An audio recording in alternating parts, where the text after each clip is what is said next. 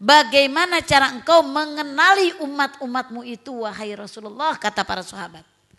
Rasulullah menjawab, tapi jawabannya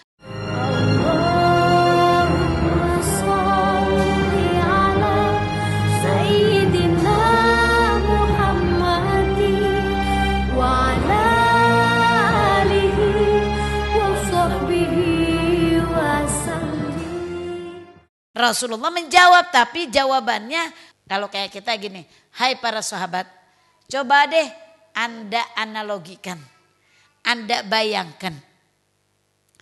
Gimana bayangkannya? Kalian punya kuda hitam semuanya. Terus di sela-sela kuda hitam itu ada kuda warna putih. Cuman 1 ekor saja. Kuda warna putih itu cuman 1 ekor saja.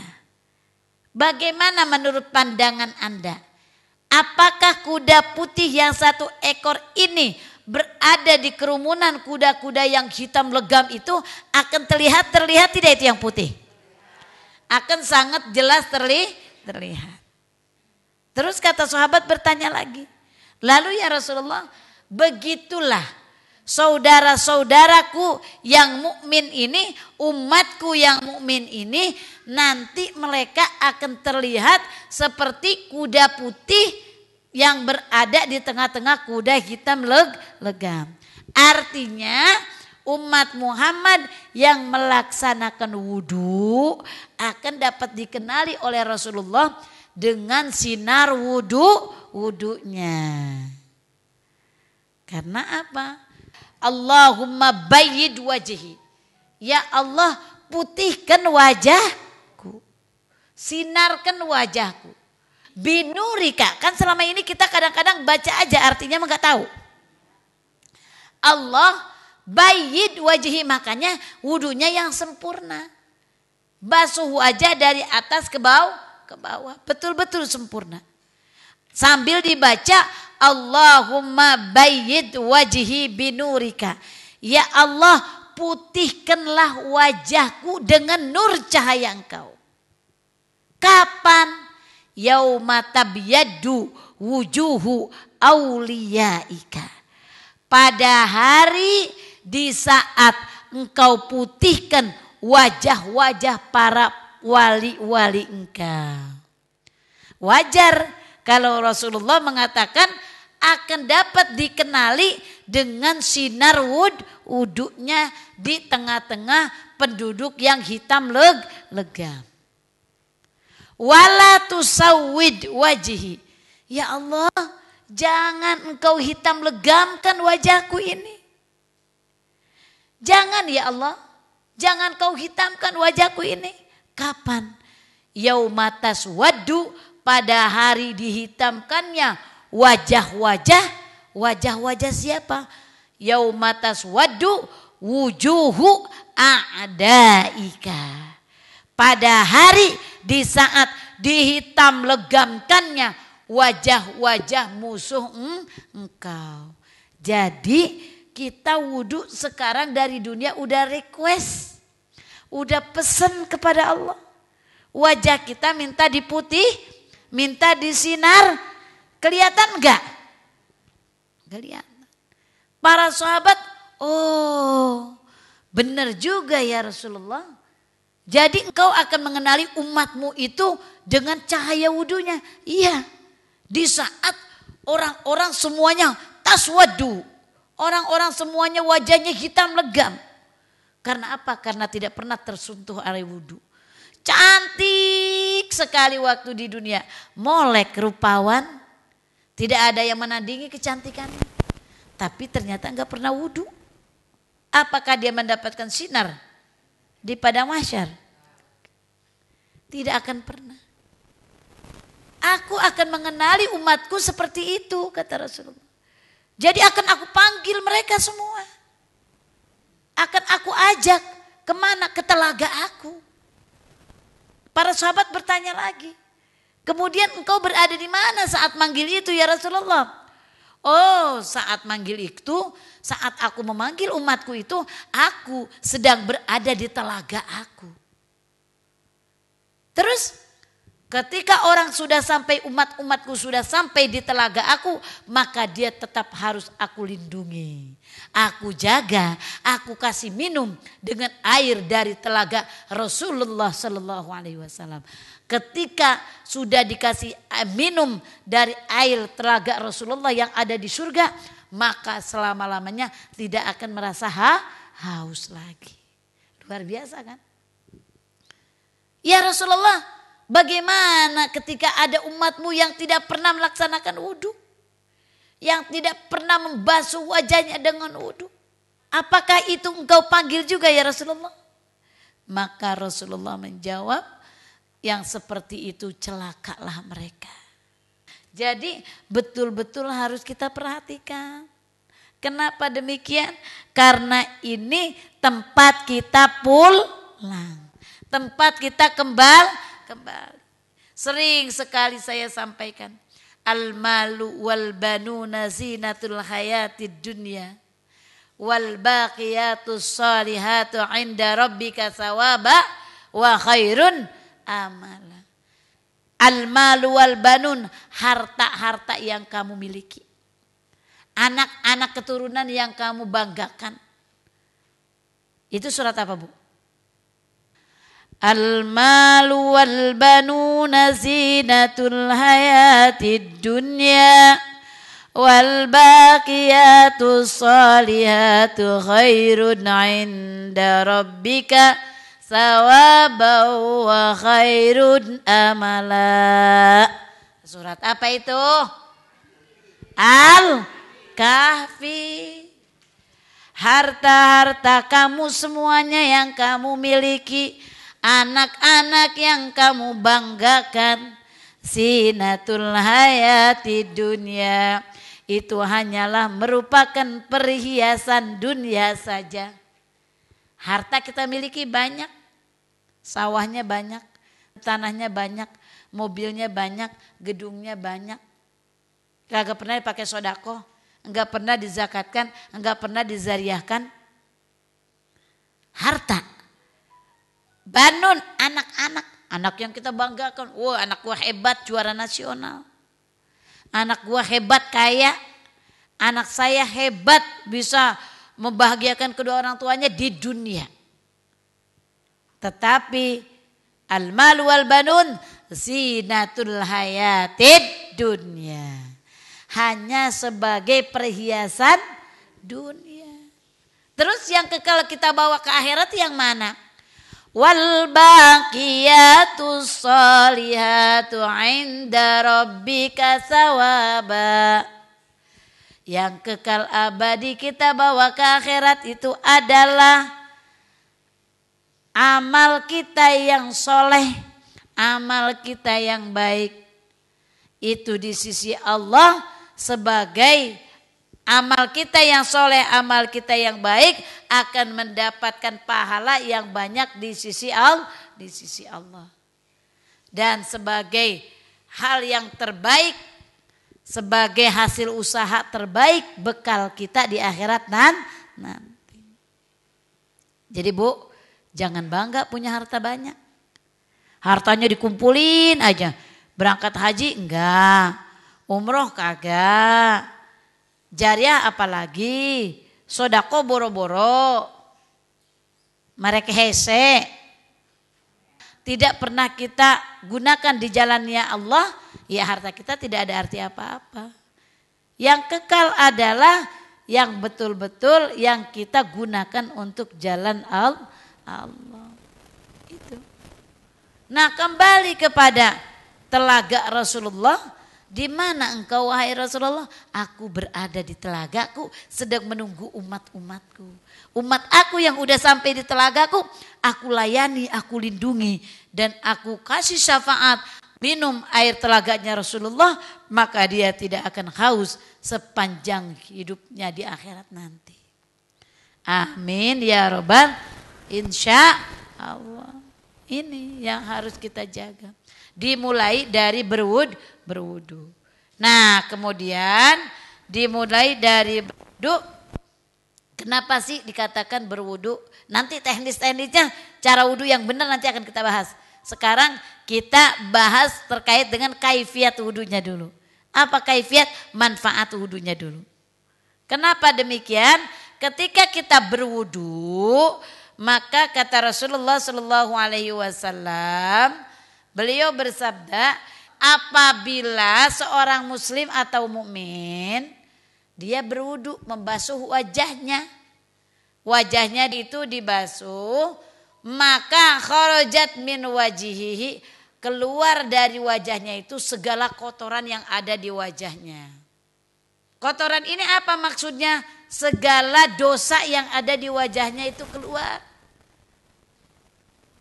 Baik yang terlihat maupun yang tidak terlihat. Karena apa? Karena dibawa oleh air. Jadi berwudu itu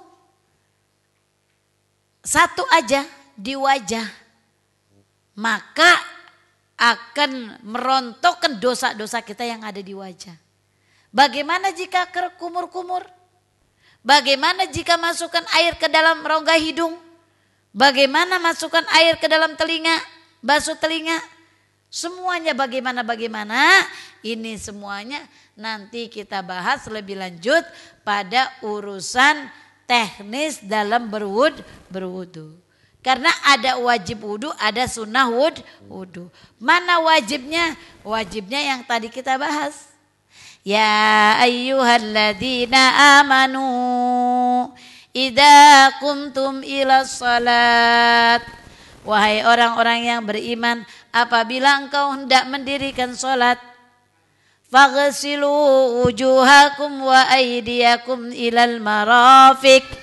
Maka basuhlah wajah kamu, basuhlah kedua tangan kamu hingga sikut. Wamsahu biru'usikum wa arjulakum ilal ka'bain. Dan sapulah kepala kamu dan kaki kamu hingga mata kaki. Wa arjulakum ilal ka'bain. Basuh kaki kamu hingga dua mata kaki. Jadi wamsahu biru'usikum wa arjulakum ilal ka'bain. Sapu kepala kita sama kaki kita sampai dua mata kaki kita. Wajibnya cuma segitu aja. Jadi kalau kita darurat, airnya nggak ada, susah. Airnya susah, cuman ada air seaqua gelas itu. Terus gimana caranya? Darurat nih. Dalam kondisi darurat, sesuai perintah Allah saja apa? Pertama, basuh wajah. Kedua, basuh tangan sampai dua-duanya. Ketiga, sapu kepala. Keempat, basuh kaki. Kelima, itu aja artinya tertib, teratur. Itu aja yang kita lakukan dalam kondisi kita airnya nggak ada gitu kan. Tapi kan kebiasaan kita bukan dalam kondisi airnya tidak ada juga. Itu wajibnya wudu. Tapi kan kita sangat senang sekali menjalankan sunnah-sunnahnya wudu. Jadi perdunya wudu kalau kita airnya cuma sedikit segitu aja udah cukup. Bahkan malah tayamum hanya wajah dan dua tangan. Itulah keringanan dan kemuliaan Islam. Islam itu gak berat. Wudu pakai debu boleh. Hanya muka dan kedua tangan. Itu tayamum. Berwudu wajibnya saja muka, tangan, kepala, kaki, udah. Dalam kondisi wudunya tidak disempurna, tapi itu juga disempurna. Kenapa toh perintah Allah? Sempurna sampai tertib. Tapi ada sunnah-sunnah wudunya. Apa itu? Kumur-kumur. Masukkan air dalam rongga hidung. Kan kata Rasulullah, kumur-kumur, masukkan air dalam rongga hidung, basuh telinga dan lain sebagainya. Itu semuanya masing-masingnya akan menggugurkan semua dosa. Sapu telinga dosa-dosa yang ada di telinga abis ngedengerin ngomong jelek itu keluar. Itu keluar. Terus kumur-kumur abis ngegunjing orang. Kan kita mah paling gampang kalau ngomongin orang. Kagak pakai rem itu. Iya kan? Remnya blong. Apalagi kalau ngomel. Ngomel sama suami kagak pakai salah. Kalau ngomel salah kata suaminya kok ngomel salah. Perempuan paling banyak masuk surga. Tapi paling sedikit di surga. Kenapa? Kok katanya paling gampang masuk surga. Katanya perempuan paling gampang masuk surga. Tapi ternyata paling sedikit di surga. Banyak kan keplesetnya berarti kemana? Ke neraka. Berarti keplesetnya kebanyakan ke neraka. Kenapa begitu? Kenapa begitu? Banyak disebabkan oleh mulut. Kurang bersyukur. Sama suami kurang bersyukur. Sama mertua, sama menantu ribut melulu. Paling gampang ngegunjing orang. Nah ini semuanya dicatat-catat oleh Allah. Tapi Allah Maha Pemurah dengan kita sering berwudu. Allahumma a'ini ala tilawati kitabika wa kasrati dzikrillaka. Wasabbitni fil qaulis, sabbitni fil hayati dunya. Kumur-kumur, dibuang airnya, brot. Nah itu sampah semuanya itu di mulut kita. Ada kalajengking di situ. Iya, ada tawon di situ. Ada ulet di situ. Iya begitu. Segala macam. Kita lagi kumur-kumur, kita kumur-kumur udah sambil baca doa, brot, kalajengking keluar. Terus ke kanan, kumur-kumur lagi yang kedua kalinya, buat ular 1000 keluar. Kumur-kumur lagi, tawon keluar. Banyak keluar dari mulut kita. Gara-gara apa? Ngagun, ngomongin namim, ghibah. Itu. Jadi semuanya yang ada di mulut kita itu keluar. Keluar karena rahmat Allah. Dari mana itu? Dari sunnah wudu. Jadi jangan disepelekan wudu ini. Ternyata wudu ini ngeguyang dosa-dosa kita. Dari mulut dikeluarkan, dari hidung dikeluarkan semuanya. Paling banyak tuh dari mulut. Karena di mulut ada kalajengking di situ, ada tawon di situ, ada lebah di situ, ada segala macam di situ. Yang bagus di situ, yang jelek di situ. Ngomong wae kata kuane. Ada enggak kalau lagi kumpul-kumpul laki-laki ngegunjingin orang? Ada. Hah, ada juga ya? Banyakan perempuan, banyakan laki-laki? Ih ngaku. Mulutnya 2. Banyakan perempuan ya. Ini. Jadi banyaknya celaka perempuan itu dari mulut. Kusabab inilah mulut yang harus kita jaga. Itu dulu. Jadi kita bahas terkait kaifiat wudunya aja dulu ya. Kita bahas kaifiat wudunya. Nanti kan kaifiat wudu sama wajib wudu tadi tuh. Wajib wudu kalau surat Al-Maidah ayat 6 itu cukup wajah. Artinya wajah apa? Muka. Udah request kita kepada Allah. Wajar kalau Rasulullah, saya dapat mengenali umat-umat saya. Dengan cara apa ya Rasulullah engkau dapat mengenali umatmu? Dengan cara segerombolan manusia hitam legam semua. Tapi ada sinar di sana yang menggerombol sinar putih semuanya. Siapa dia? Dia adalah umatku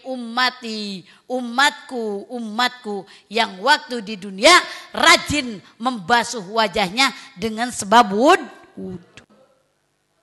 Tangannya bersinar, mukanya bersinar, palanya bersinar, semuanya bersinar. Ada di tengah-tengah kerumunan orang yang gelap. Mau gak kayak begitu? Langsung spontan dipanggil oleh Rasulullah. Diberikan syafaat oleh Rasulullah. Hayo kemari bersama aku. Berada di telagaku. Telaga Muhammad Rasulullah SAW. Di surga cuman ada telaga satu. Artinya di surga ada telaga Nabi. cuman Nabi Muhammad sallallahu alaihi wasallam. Hebat kan? Khatamul anbiya wal mursalin. Jadi jangan disepelekan.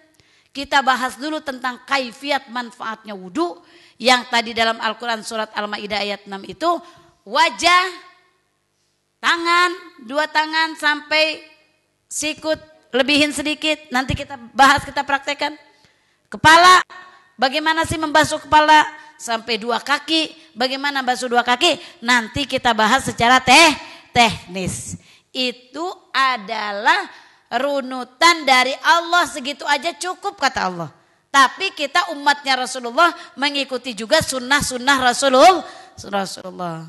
Kata Rasulullah, taraktu fikum amrayni lan tadillu ma in tamassaktum bihima kitaballah wa sunnata rasulih.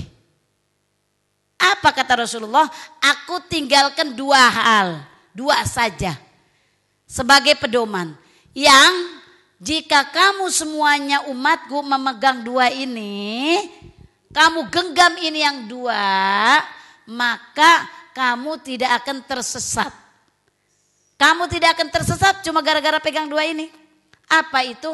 Kitab Allah, yaitu Al-Qur'an, wa sunnata Rasulillah, dan sunnah Rasulullah. Jadi kita menjalankan perintah Allah dan menjalankan perintah Rasulullah untuk keselamatan kita dunia akhirat. Jadi itu dulu kita bahas terkait kaifiat wudu.